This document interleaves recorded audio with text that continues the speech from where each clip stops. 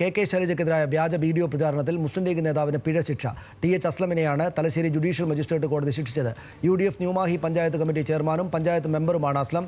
മുസ്ലിങ്ങൾ വർഗീയവാദികളാണെന്ന് ശൈലജ പറഞ്ഞുവെന്നായിരുന്നു വ്യാജ വീഡിയോ.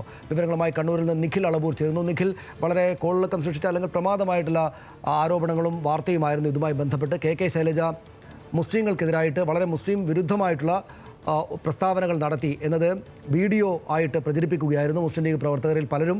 ഇതിലാണിപ്പോൾ കോടതിയുടെ ഭാഗത്തു നിന്ന് നിലപാട് വന്നിരിക്കുന്നത്. എന്താണ് അതിൻ്റെ വിശദാംശങ്ങൾ? തീർച്ചയായും സനീഷ്, ലോക്സഭാ തെരഞ്ഞെടുപ്പ് കാലത്ത് വടകരയിലെ ഏറ്റവും വലിയ പ്രചാരണ വിഷയം കൂടിയായിരുന്നു ഇത്തരത്തിലുള്ള വ്യാജ വീഡിയോകളും ഇത്തരത്തിലുള്ള പ്രചാരണങ്ങളും. അതിലാണ് ഇപ്പോൾ ആദ്യമായി കോടതിയുടെ ഭാഗത്ത് നിന്ന് ഈ ഒരു വ്യാജ വീഡിയോ പ്രചാരണത്തിലൊരു നടപടി ഉണ്ടായിരിക്കുന്നത്. ന്യൂമാഹി പഞ്ചായത്ത് മെമ്പറും ഒപ്പം തന്നെ ന്യൂമാഹിയിലെ UDFന്റെ പഞ്ചായത്ത് കമ്മിറ്റി ചെയർമാനുമായ ടി.എച്ച്. അസ്ലമിനെയാണ് 15,000 രൂപ പിഴ ശിക്ഷയ്ക്ക് തലശ്ശേരി ജുഡീഷ്യൽ മജിസ്ട്രേറ്റ് കോടതി വിധിച്ചിരിക്കുന്നത്.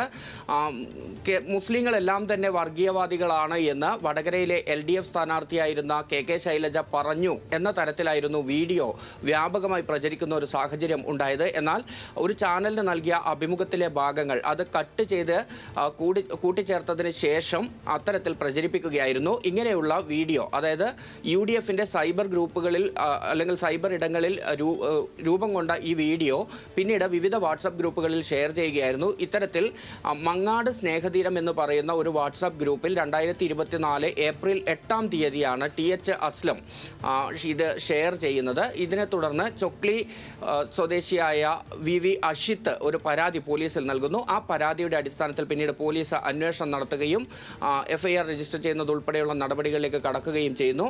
ആ കേസിലാണ് ഇപ്പോൾ ഏതായാലും തലശ്ശേരി കോടതിയുടെ ഭാഗത്തു നിന്ന് ഇത്തരത്തിലൊരു വിധി വന്നിരിക്കുന്നത്. സനീഷ് തുടക്കത്തിൽ സൂചിപ്പിച്ചതുപോലെ വടകര ലോക്സഭാ തെരഞ്ഞെടുപ്പിൻ്റെ സമയത്ത് ഏറ്റവും കൂടുതൽ ചർച്ചയായ ഒരു വിഷയമാണിത്.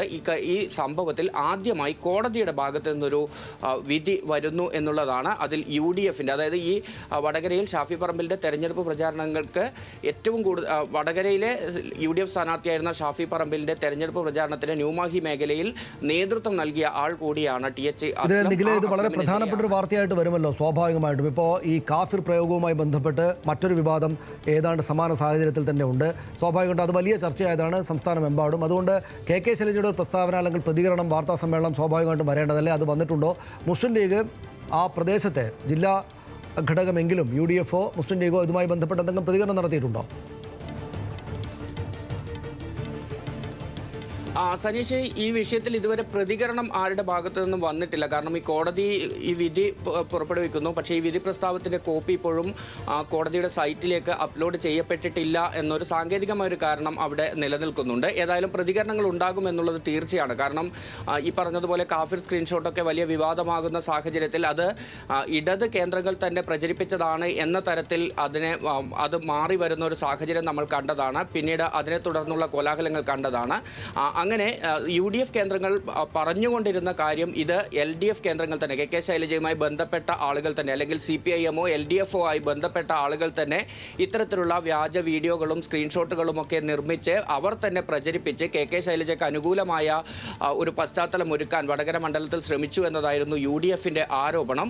അത്തരത്തിൽ DYFI നേതാക്കൾക്കുൾപ്പെടെ എതിരെ ഉൾപ്പെടെ പോലീസ് കേസെടുക്കുന്നത് ഉൾപ്പെടെയുള്ള കാര്യങ്ങളെല്ലാം തന്നെ വന്നതാണ്. പക്ഷേ അങ്ങനെയുള്ള ഈ വ്യാജ സ്ക്രീൻഷോട്ടുകൾ അങ്ങനെ LDF കേന്ദ്രങ്ങളിൽ നിന്നോ CPIM കേന്ദ്രങ്ങളിൽ നിന്നോ മാത്രമായി അങ്ങനെ വന്നു എന്ന് പറയാവുന്ന ഒരു സാഹചര്യമല്ല എന്നതാണ് കോടതി വിധിയുടെ പശ്ചാത്തലത്തിൽ ഈ ഒരു കേസിൽ നമുക്ക് പറയാനാവുന്നത്. അതിൽ കൃത്യമായി UDF കേന്ദ്രങ്ങളിൽ നിന്ന് തന്നെ അത്തരം സംഭവങ്ങൾ ഉണ്ടായിട്ടുണ്ട്, അത്തരം വീഡിയോകൾ നിർമ്മിച്ച് പ്രചരിപ്പിക്കുന്ന സാഹചര്യം ഉണ്ടായിട്ടുണ്ട് എന്നുള്ളതാണ്. പ്രത്യേകിച്ചും ന്യൂമാഹി പഞ്ചായത്തിലെ ഷാഫി പറമ്പിലിൻ്റെ തെരഞ്ഞെടുപ്പ് പ്രചാരണത്തിന് മുഴുവൻ സമയവും ചുക്കാൻ പിടിച്ച ആളാണ് ഈ അസ്ലം എന്ന് പറയുന്നത്. മാത്രമല്ല അവിടെ പഞ്ചായത്ത് അംഗമാണ്, ലീഗ് പ്രതിനിധിയാണ് ന്യൂമാഹി പഞ്ചായത്തിലെ 9-ാം വാർഡിൽ നിന്നുള്ള. അപ്പോൾ ലീഗിൻ്റെ പ്രാദേശിക നേതാവ്, ലീഗിൻ്റെ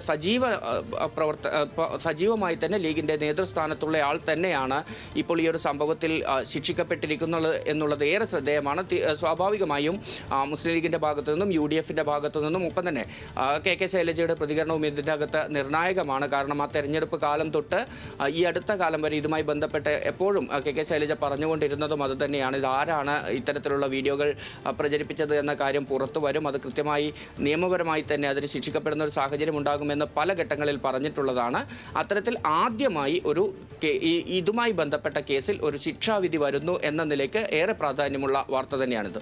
ശരി, നന്ദി നിഖിൽ. വിവരങ്ങൾക്ക് അതാണ് അതിലെ കാര്യം. ഏറ്റവും പ്രധാനപ്പെട്ടതായിട്ട് ആദ്യത്തെ ഒരു വിധി ഇതുമായി ബന്ധപ്പെട്ട് വരികയാണ്.